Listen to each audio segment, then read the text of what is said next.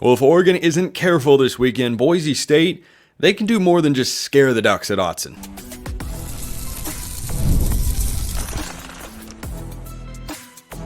You are Locked On Ducks, your daily podcast on the Oregon Ducks. Part of the Locked On Podcast Network, your team every day. Yes, it is that time once again for Locked On Ducks. I'm your host, Spencer McLaughlin. Thank you so much for making this your first listen or your first view of the day. Part of the Locked On Podcast Network, your team every day and your number one source to stay up to date with the Ducks. This episode brought to you by our friends at FanDuel. Now through September 22nd, all FanDuel customers can bet $5 against a 3-week free trial of NFL Sunday Ticket from YouTube and YouTube TV. Visit FanDuel.com to get started. Talking all things Boise State today. That is Bob Behler for those of you watching on YouTube and now listening on podcast as well. He's the voice of the Broncos, has been doing that for 16 years now. Yes, Bob, we appreciate you taking the time to come and talk all things Broncos here, and let's just hop right into it. As I said in the open, if Oregon plays the way they did last week against Idaho, Boise State could make it 4-0 all time against the Ducks. Yeah, Boise State's beaten them 3 times, all just tremendous games. Game in Eugene, game in Boise, and a game in Vegas. So Boise State has played some of their best football over those 3 games. They're memorable games, all 3 of them for Boise State. And with, Ashton Jeanty running the football, veteran offensive line, good core receivers, a quarterback that looks like he's really improving in Madsen, get the defense maybe to do a little better on third down. Boise State's got a good team. Yeah, they come into this year with pretty lofty expectations. I've talked about them several times over on Locked On College Football, that they're the preseason favorite by a pretty hefty amount to win the Mountain West. They could find themselves in the 12-team playoff because the G5 will get their highest-ranked conference champion into the fold. Ashton Jeanty is a name that I'll talk about more later on today's show, and certainly that's the feature player for Boise State. But who are the next crop of guys that Oregon fans are going to start hearing their names called this Saturday? Well, we'll start on the offensive side of the ball. Latrell Caples is a receiver that was hurt all last year, had an Achilles injury, and I thought he would have been Boise State's best receiver last year. He had a good game against Georgia Southern. Cam Camper, a transfer from Indiana, who happened to be a high school teammate of Caples, had a good game as well. Chris Marshall, and then 2 holdover receivers, Austin Bolt and Prince Strawn. So a very good core at receivers. Love our tight end and Matt Lauder. Love our offensive line. So I think our offensive group is probably as good as it's been across the board in quite a while. And then I think this year, more depth on defense, more experience on defense. And I think even though maybe the numbers don't show it, I think this defense at Boise State's going to be better. And then, Spencer, I think Boise State has the best pair of kicker and punter in the country. There might be somebody better than Jonah Dalmas as a kicker. There might be somebody better than James Ferguson Reynolds, although I don't know that I would go with either one of them. But I know for a fact there's not a better pair than what Boise State has. So this is a very solid team. Broncos are the reigning Mountain West champions, and as I mentioned, the favorites coming into this year. Is it all the offensive side of the ball that makes them that preseason favorite, that might give Boise State fans the confidence that they could go into Autzen Stadium and walk out with a win? Well, I think the offense is good, but I think they need stuff out of the defense too. I mean, you don't want to get in a track meet with Dylan Gabriel and company, so you want to get some stops. You want to get off the field. Ahmed Hassanin was the co-preseason defensive player of the year in the Mountain West. He was a first-teamer last year. He's a guy that, gives him somebody that can pass rush off the end. I really like, the linebacker core. One of the better linebacker cores Boise State's had in the time I've been here, as a group. Andrew Simpson is solid. Notriani and Rip at the other side are good. And then, I think the secondary is going to be better. They gave up some yardage last week against Georgia Southern. But I think from last year, I really like what the secondary did towards the end of last season. And then, what they've done, putting them together in the spring and the summer as well with some transfers. Oregon's weakness last Saturday was the offensive line. There were penalties. There were missed assignments. There were chips that created a sack for the Idaho defense last week. They give up 3 in the first half to an FCS opponent. When you look at this Boise State defensive line, how do you feel like they're capable of matching up and causing those same sorts of issues where Oregon really couldn't run the ball? Well, we'll see. I mean, Boise State, I think, is, traditionally the last year or so been better against the run than they have been against the pass. They have a group that they rotate in and out. There's about 4 guys that, swap back and forth at the 2 tackle positions inside. So, and I think they're all good. I don't know that there's any drop off when one of the groups or 2 of the guys are in over the other 2.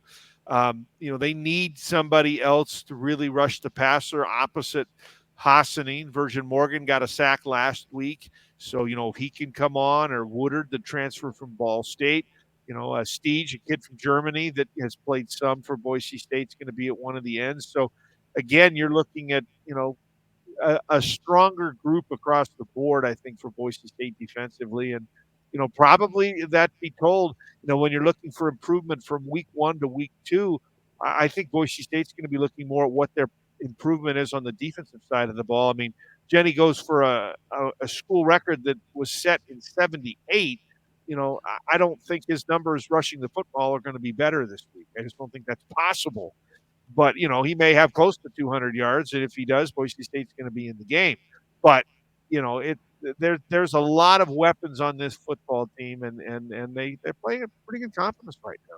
Talk about Maddox Madsen. This was one of the most surprising quarterback battle outcomes to me. Malachi Nelson, one-time top overall quarterback recruit for USC and Lincoln Riley. He transfers out. He goes to Boise State. And much like former Oregon 5-star Ty Thompson, he loses the starting job at a group of 5 school. Why is Maddox Madsen going to start this week? And how do you feel like he can carry the offense if Oregon is able to limit Ashton Jeanty on the ground?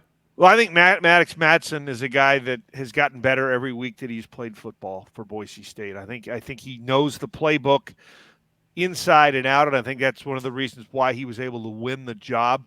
To start the season for Boise State. He had success last year when he was in before he got injured. I kind of compare him a little to Grant Hedrick, a quarterback at Boise State that led them to the 3rd Fiesta Bowl win. Hedrick got in through injury to start in 2013, the second half of the season, and did well. Did okay.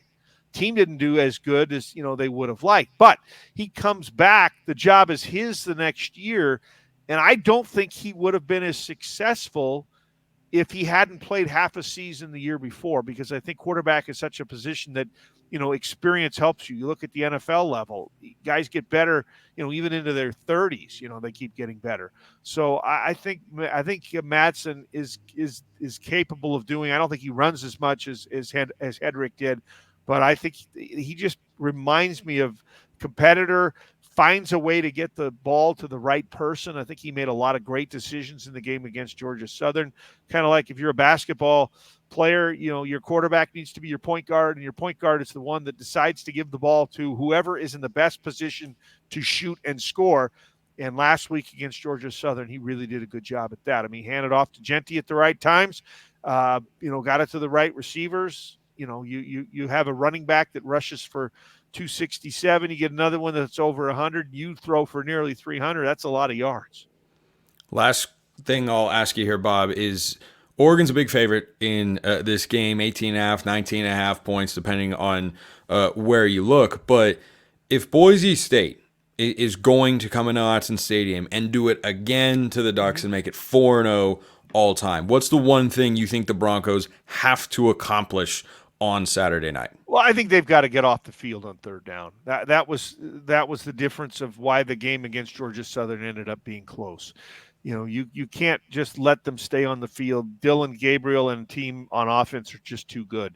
So you have to be able, if you've got them in 3rd and 7 or 3rd and 8, you've got to be able to shut the door, make an incompletion, stop them short of the line to make, maybe get a sack. But you've got to do yourself a favor, get your offense back on the field so you can score. But you've got to keep them at bay. And I think that if they're able to do that, I think Boise State can go to 4-0. Bob Behler, voice of the Broncos. He'll be on the call on the Boise State Sports Network Saturday night, Autzen Stadium. Bob, best of luck, and thanks so much for coming by.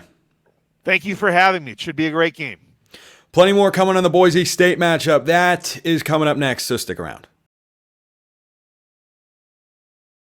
First, let's talk about FanDuel. You've heard us talk a lot about FanDuel, America's #1 sports book. Well, we have something a little different for you. Now, through September 22nd, all FanDuel customers can bet $5 and get a 3-week free trial of NFL Sunday Ticket from YouTube and YouTube TV. Did you hear what I just said? Do you understand how amazing that is? With a YouTube TV base plan, you'll be able to watch every regular season Sunday afternoon out-of-market game. All you need is a Google account and a current form of payment, and you can cancel anytime. Plus, if you're feeling really down on the Ducks and you think, you know what, I don't think they're going to cover 18.5 points, you can go bet that over at FanDuel. If you are riding high, this is bounce back city, baby, you can go bet Oregon minus 18.5. Whatever you want and anything for college football, go check out FanDuel. Just visit FanDuel.com to download America's #1 sportsbook. FanDuel.com, that's where you go. FanDuel, official sportsbook sponsor here at the Locked On Network.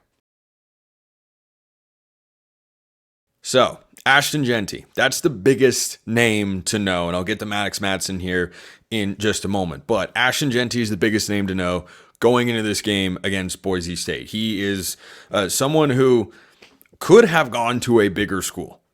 I am 100% certain, without having a source report, that Ashton Jeanty had bigger schools come and offer him more money. This is an NFL guy, no question about it. He could play for any team in college football. He's really good. And when you watch the tape of what he did last week against Georgia Southern, the offensive line, I'll talk about them in just a moment, they had a really good game, but his ability to break tackles was elite because he is elite at breaking tackles. That's what makes him such a special, dynamic, and explosive player. He is the centerpiece of this Boise State offense. He is where the offense runs through.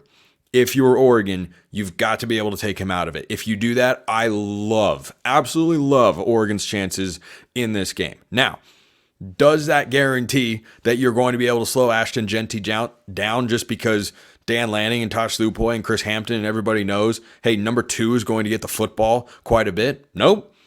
Because sometimes a safety comes down in the box to make an open field tackle, he misses, and Jeanty picks up another 8 to 10 yards. That's what he was doing all last week. He has got breakaway speed.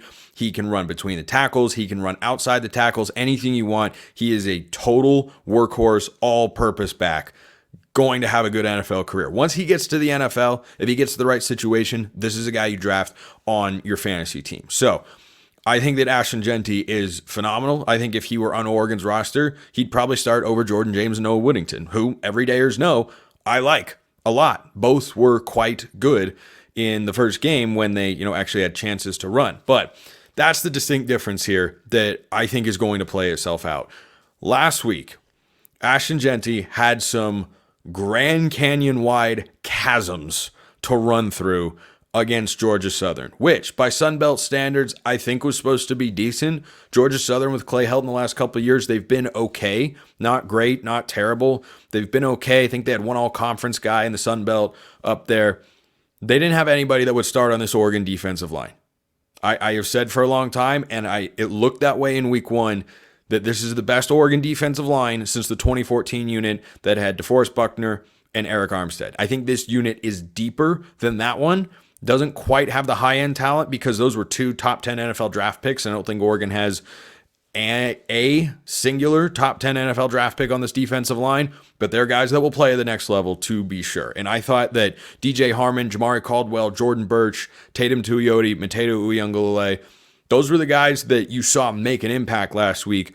They're going to be called upon once again. Specifically when you're defending the run, your defensive tackles can't get moved. You've got to be able to swallow up double teams, create lanes for your linebackers to get downhill and make tackles and not allow Jeanty to have too many yards before he's first contacted. So I thought the defensive line was great last week. I had high hopes for them coming into the year. They were phenomenal. I had no qualms. As I said earlier this week on the show, I had no qualms with this Oregon defense. I really didn't. They gave up a trick play. They gave up an amazing catch and a well-timed screen pass. That was it. They had 217 yards of total offense, did Idaho. That's what it should look like when you go up against an FCS opponent. They only strung together one drive that resulted in a touchdown. They pitched a shutout in the first half. I think the defense through 1 week is as advertised. The offense, of course, was not. But this Boise State offensive line, which is clearly capable, I don't care what team you're going up against. as evidenced by Oregon going up against Idaho last week, you have to be good to create running lanes. They were creating, you literally, in a couple holes, I think you could have fit a car into the hole. Now, from there, Ashton Jeanty makes guys miss. He's got lateral movement. He's got strength. He's got a stiff arm that's nasty. He's the whole package. But one of the reasons that my confidence as this week has gone on is growing in Oregon's ability to win this game and to do so comfortably is if you take away Ashton Jeanty, Maddox Madsen doesn't scare me. Is he a capable quarterback? Yes. He beat out Malachi Nelson, who has elite physical traits, but has not really played college football, and Madsen beat him out. And last year, in the middle of the season, Madsen beat out Taylon Green, who's now starting over at Arkansas. So clearly, they like something about this guy. He is not somebody that is, number one, in charge of an offense that's going to do this, but number two, I don't think he's really capable of going out and winning the game with the offense running through him. He is a complementary piece at quarterback who wants to throw for 200 to 250 yards and 2 touchdowns, and that's it. That's what he is as a quarterback. His arm is not going to torch you, and last week he was going up against Georgia Southern. This week he's going up against an Oregon secondary that, quite frankly, for the most part, not entirely, but for the most part, played really well. And we'll see what the availability of Kobe Savage is. He was wearing a club on his right hand, I think it was, at practice this week, but was taking part in drills that the media saw. If not, then Tyler Turner probably sees another increased run. But I like this Oregon secondary, and I'm not afraid of Maddox Madsen. It doesn't mean he won't make throws that will make you go, wow, how did he do that? Or, man, that was a really good throw. He'll do that from time to time, but you got to make him be the reason that Boise State puts up points and not Ashton Jeanty, because that sets up the play action game and gets him some easy throws and gets him in rhythm. You got to get the crowd into it early, put him in third and medium, put him in third and long, must pass situations. And the other factor with this game, Oregon needs to be able to make 3rd down and 3 a passing down.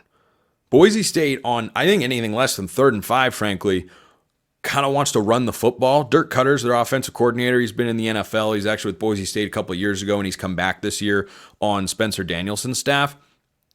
I think that Boise State, in a perfect world, can run the ball on 3rd and 3. Oregon's got to be able to set the tone early and establish the line of scrimmage to make sure that Jeanty cannot get rolling and that they feel, hey, it's 3rd and 3. We can't just hand the football off. We're not getting enough push up front. We are unable to consistently make that a running down. So that's something I definitely want to see from Oregon's defense in this game, but I have confidence in the defensive line. I think that negates Boise State's greatest strength, which is Ashton Jeanty, and that's why my confidence is growing. I'll have my prediction tomorrow on the show, but I think that is Boise State's greatest singular strength. And then conversely, the defense allowed 45 to Georgia Southern. And by the way, Georgia Southern created explosive passing plays. 1 week you can put as a one-off, but if there's a second week in which Oregon is not pushing the ball down the field and they're not performing the way they're capable of offensively, my concern level will go up, because I have seen this very defense just less than a week ago against a vastly inferior opponent compared to Oregon, at least they should be, in Georgia Southern, put up 45 points. Does college football always make sense? Are there random swings and matchups that make sense on paper and don't play out in the real world? Yes, of course that's the case. Oregon should be able to put up at least 35 points in this game. And I don't think Boise State can get to that number if that defensive line shows up, and I think they will. So I feel good about Oregon being able to neutralize the greatest strength for Boise State, which is number 2 in the backfield. And that's why my confidence is growing. We'll see where my score prediction lands on tomorrow's show. Still more to get to on today's show, though, because there are some injury updates and other things to consider going into this matchup with Boise State. That is coming up next. First, let's talk about LinkedIn Jobs. When you're hiring for your small business, you want to find quality professionals that are right for the role. And that's why you have to check out LinkedIn Jobs. LinkedIn Jobs has the tools to help find the right professionals for your team faster and for free. LinkedIn isn't just a job board, folks. LinkedIn helps you hire professionals you can't find anywhere else, even those who aren't actively searching for a role but might be open to the perfect spot. in a given month. Over 70% of LinkedIn users don't even visit other leading job sites. Why? They know LinkedIn is the place to be. If you're not looking on LinkedIn, you're looking in the wrong place. On LinkedIn, 86% of small businesses get a qualified candidate within 24 hours. Hire professionals like a professional on LinkedIn. 2.5 million small businesses use LinkedIn for a reason. Post your job for free at linkedin.com/lockedoncollege. That's linkedin.com/lockedoncollege to post your job for free. Terms and conditions apply. So, couple of injury notes from throughout the week. I mentioned Kobe Savage earlier. I wonder if Tyler Turner is the automatic replacement at safety if Savage is not able to go. Now, as Eric Skopel, 24/7 Sports, who's been on the show before, Eric's an awesome guy, reported, he said that Kobe Savage did take part in drills that they saw, that the media were able to see. Two things. Number one, does not mean that they saw everything in practice. And number two, that does not mean he's automatically cleared for the entire game or that he'll be able to go the entire game. But that's one of Oregon's starting safeties. And last week, the reason I raised the question about Tyler Turner seeing an increased role automatically is Turner was on the field in the first half. He played essentially the entire first half. And Tysheem Johnson didn't play in the first half. Tysheem played the entire second, and Turner wasn't out there. Your three starting safeties, if you consider the nickel a safety, you call it whatever you like, but your three starting defensive backs other than the corners were Tysheem Johnson, Kobe Savage, and Brandon Johnson, which is about what we expected coming into the year. And then Jabbar Muhammad was at one corner. Nico Reed was playing a lot at the other cornerback position. I wonder if we'll see Cam Alexander. I wonder if Jalil Florence is actually healthy. Don't really know. I wouldn't expect to see Jalil Florence. I do expect Cam Alexander to play more than he did in the first game. It's just strange that you bring in an all-conference guy from a school like UTSA. He's healthy by all accounts, and then just have him not play in the first game. So that was odd, to say the least. But Nico Reed played pretty well. Had an interception, one of the most dynamically acrobatic interceptions we have seen in the last few years from the Ducks. I mean, he was a heck of a play, and it iced the game. So you're going up against a stronger passing attack with Boise State here, even with Maddox Madsen, who, as I said, is capable, but is not going to blow you away with, crazy mobility or make special throws or have a really good arm talent. Like, he's just a guy who's going to rely on timing and accuracy to, make impact plays in the passing game. He's not someone who's going to ad-lib a lot. He's not going to make crazy throws on the run. He's got to be in the pocket, have time. Oregon can get him disrupted and off of his spots and, make his feet be a little bit nervous in that pocket, I think they can have a lot of success. And I thought their passing defense was really, really good last week. So that's the first thing. Second thing, Matthew Bedford. Does he play this week? Answer at the moment, we don't know. We'll know the day of the game, a couple hours before kickoff on the Big Ten. You have to know. And by the way, while it's on my mind, this game is on Peacock. This game is on Peacock. This game is on Peacock. It is not on cable television. The irony of the first 2 weeks of Oregon being in the Big Ten, with their games being blacked out to some customers and on a streaming service only, is a little bit too much. It's a little bit too much for me, if I'm being honest. So just complete, utter ridiculousness. But it is on Peacock. There was an NFL game on Peacock last year. You don't have to like it. This is just the way the world is going to go. So make sure you have Peacock or you're not going to be able to watch the Oregon game. So I think that for Matthew Bedford, is he capable of playing? We'll see. I think there's more optimism he could play this week than there was maybe when the season started or right before. But then he showed up at fall camp. He did not play last week against Idaho. And if he's able to go, you send him out there. You absolutely send him out there. As I said at the beginning of the show, if Oregon brings the same performance as they brought last week, they might lose the game outright. And then you've got major, major problems to work through. But I hope Bedford is able to go. If he's not, I still expect the offensive line to have an attitude to it. Alik Terry was wearing a shirt at practice this week. Yesterday I was talking about kind of the tone-setting moments at practice. He apparently had a shirt that said 2.9 yards per carry, Idaho. That gives me vibes of last year's Civil War when Oregon had the 2022 Civil War game, the collapse in Corvallis, playing on the televisions all throughout the facility. Major vibes. Hopefully it yields the same result because Oregon dominated that game 31-7. That would be a pretty outstanding score, I think, to settle a lot of nerves for Oregon fans out there. But those are the two most notable injuries. Is certainly in that fold as well. He got dinged up during the game. Again, I'm not 100% certain if Basa is going to be out there. I hope we see him more than the 10, 17. I don't know. He didn't even play 20 snaps on Saturday against Idaho. Oregon's defense was still okay. I like the linebacking unit. I thought Devin Jackson was pretty active and had a nice game.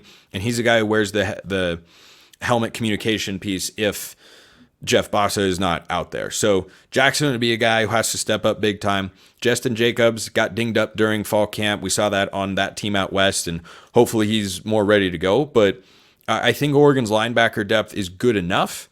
Though if you take two guys out of the equation, suddenly you're looking at Devin Jackson, Bryce Betcher, and probably Jerry Mixon, and maybe then a true freshman working their way in via the depth chart. But certainly those are injury names to follow, and just follow, Locked On Ducks on Twitter. Anytime news comes out, I'll make sure that that I retweet it and whatnot to keep you all in the fold. That's actually another reason you should go be a Locked On Ducks insider, because I send the information over there first as I receive it, whether it be already on Twitter or not. But this question came in from Jeremiah, who asked a question via the Twitter mentions. That's one way you can ask. If you want priority access, go become a Locked On Ducks insider.